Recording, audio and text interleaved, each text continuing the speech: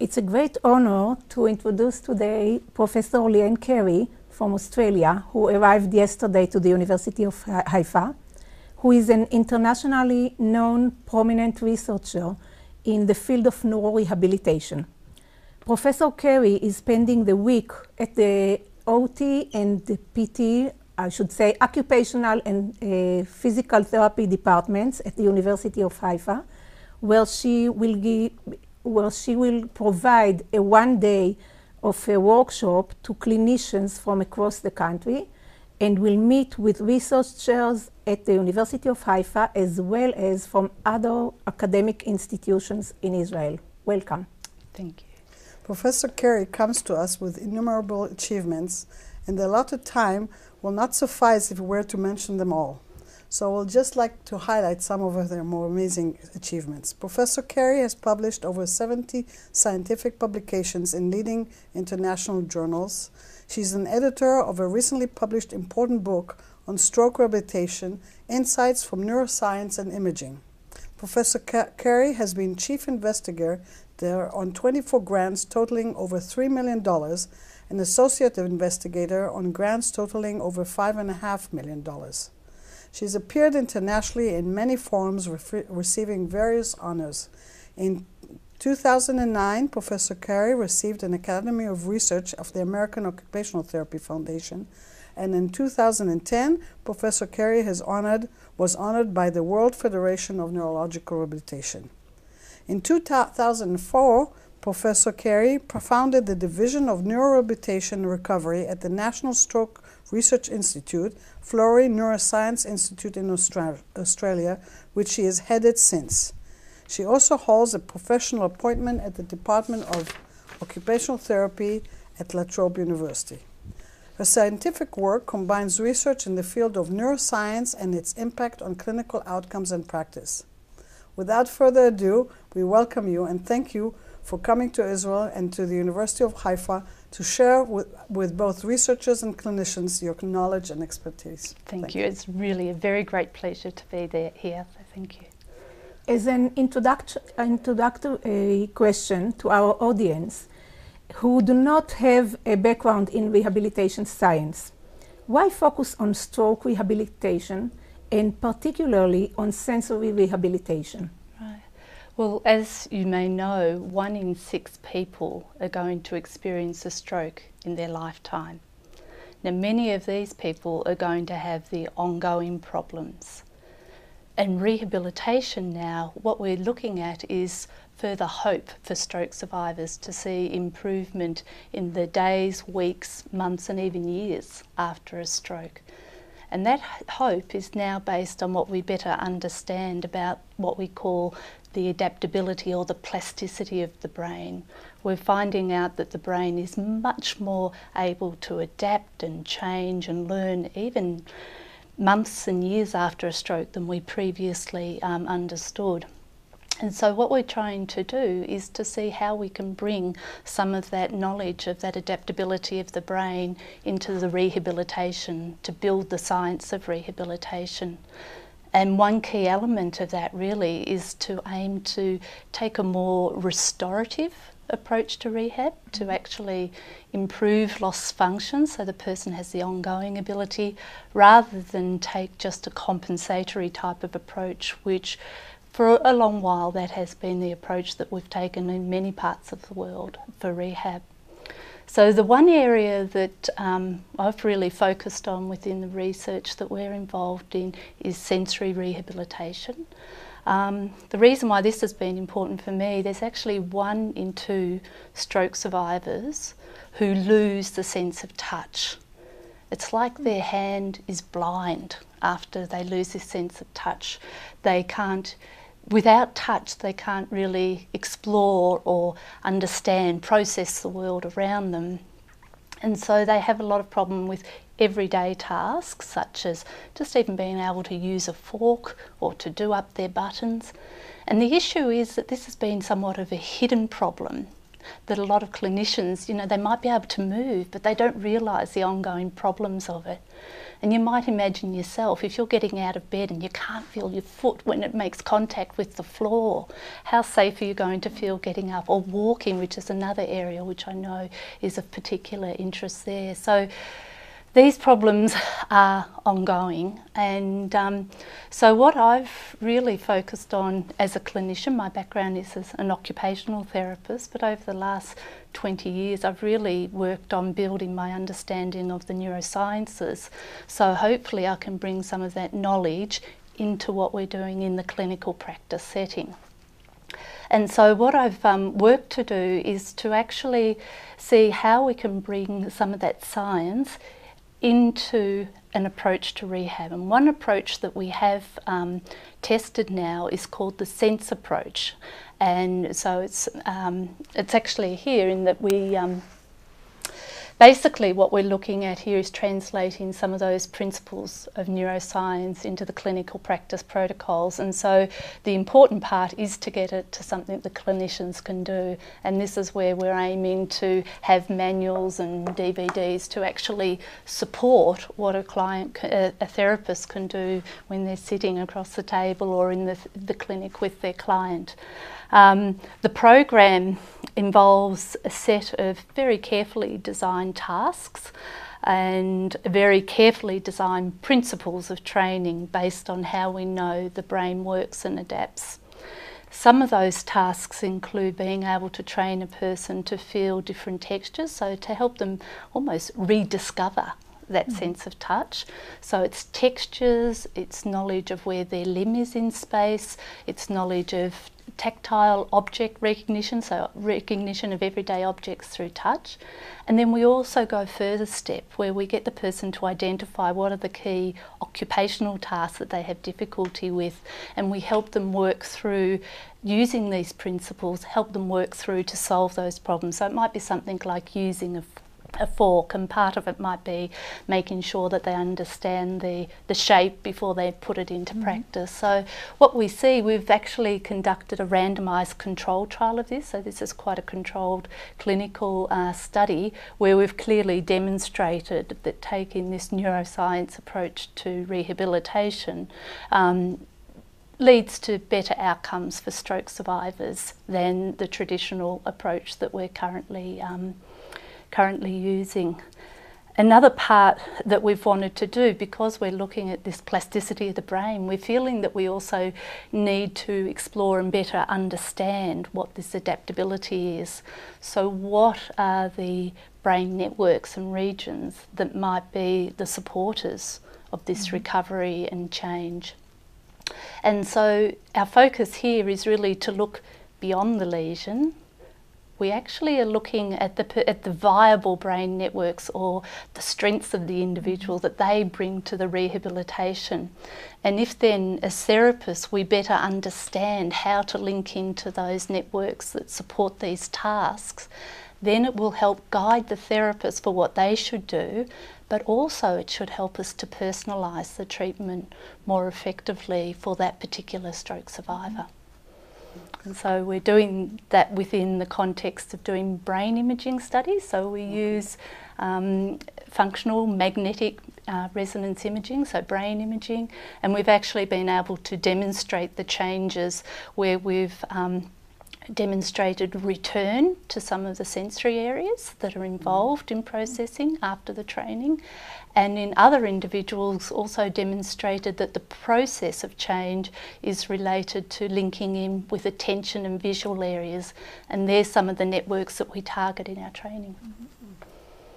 Can you give us maybe an example of a case that sticks out in your mind? Okay. Well, I'm thinking there's a client, her name is Karen, who's a 44-year-old lady who's got 2 children. So I think they were 3 and 6 when we started the training. She had a very dense hemisensory loss, such that, and also some altered sensation, so it also feels a bit painful.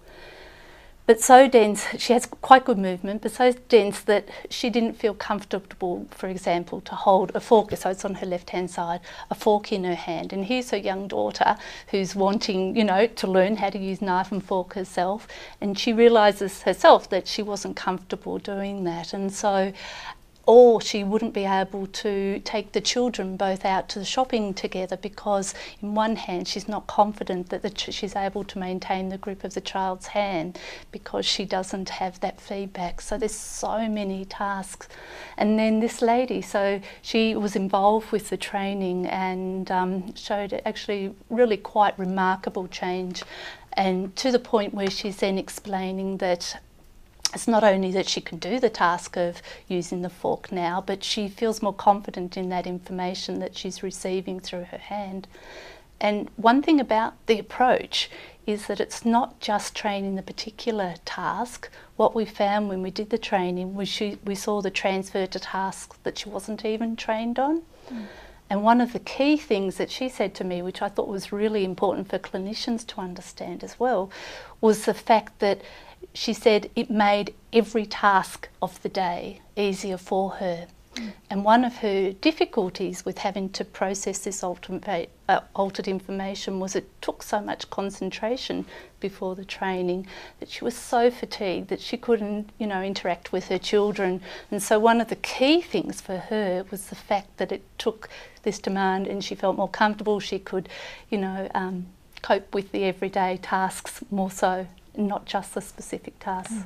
And we were able to demonstrate, so we did the MRI scans with her before and after, where early on she had little or no ability to feel the texture that we provide to them while she's having her brain scanned. And the other side of the brain was showing some activity but not useful, and then with time we could see to the return to the hemisphere and the regions that you'd normally expect. In both sides, on both sides? So she returned to the hemisphere that had the stroke, to the areas that you actually expected to. And she's now plaiting her daughter's hair and sewing up the badge for her son on the, you know, he's a scout, and so, you know, she's very proud of being able to do those things, and they have continued to improve. I still see her every now and then. She tells me about all these new things that she's doing. How long will take a therapy like that? Okay, well, the training, when we've focused on in the controlled trial, was 10 sessions, each session being about 1 hour long, and we've spread it over a period of about 4 weeks, so 3 sessions a week. And then the sessions that we've done where we've done the training and the MRI before and after, we've extended them a little bit longer, and that's 15 sessions. So it's like within 2 months. Yeah, absolutely, quite remarkable sometimes. Remarkable, yeah. And people say that themselves. That's interesting. No, you can ask. Where do you expect this research to go on? Which directions are you thinking about now? Well, I think the thing is we want to better understand this interplay and these networks, these viable networks in the brain, and really build on people's internal strengths. And so one area that we're focusing on is to try and personalise the approach more. So if a person has problems with touch sensation because of an interruption to a certain part of the sensory network, you might do things slightly differently or more effectively. So that's one way that we're looking at the brain part. And the other way that we're looking at it, we know sensation is important for action. And so one of our next studies is also integrating a number of the principles that we've learned from the sensory retraining into the movement and action domain. And so we're working towards those as well. What kind of principles? Is it the repetitions or the intensity? Well, for sensation, one of the key principles, and again these are based on the neuroscience, will be calibration, for example. So we're training the person to recalibrate or match what their altered sensation is relative to the reality of what should be, and they get that by experiencing it through their other hand and through vision, but it's done in a very particular way in the timing and certain sorts of tasks to really try and match those sensory maps. So we have sensory maps in the brain for vision and touch, and what we're trying to do is rematch those to make those connections along in a way that the person has the goal of the task that they're doing and is really attending to it. So we're linking into those other networks as well. What kind of training do the therapists need in order to implement this kind of... Okay. Well, what we've been doing is we've been conducting some workshops, usually 2-day workshops, where we have the opportunity for therapists to learn some of the knowledge, so the theory part, the skills, and so we actually have quite practical sessions within it where they actually even get an opportunity to experience what it's like to have a sensory loss whilst doing a task that their client might need to do. But also with that knowledge, that approach, we're wanting to make sure that they really have enough knowledge so that they can problem solve as well. So 2-day workshops is how we've been doing it. We've been trying to provide resources to therapists to help support that. So that's why I've been busy on the manual, just to get it out to people, and we've linked with that. We've taken DVD of sessions with 3 or 4 different clients to really demonstrate the principles, how they vary, how they progress. And my end goal, and I've got a little bit more work to do, is to try and put some of this online so that we can build a community of therapists who have various sort of levels of background in this, and that we can bring in new case scenarios and problem solve through the application in a wide range of areas. I know that you are mainly a researcher, but you do teach at the University of La Trobe, right? Yes, yes. And my question is, do you teach those sensory processes to students?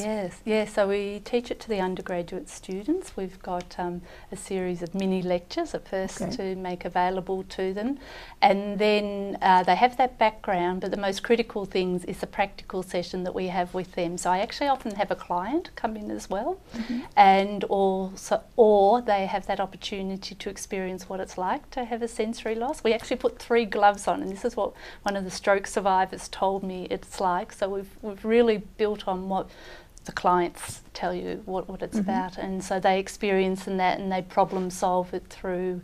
I also supervise a number of masters and PhD students, so they're involved along the way as well.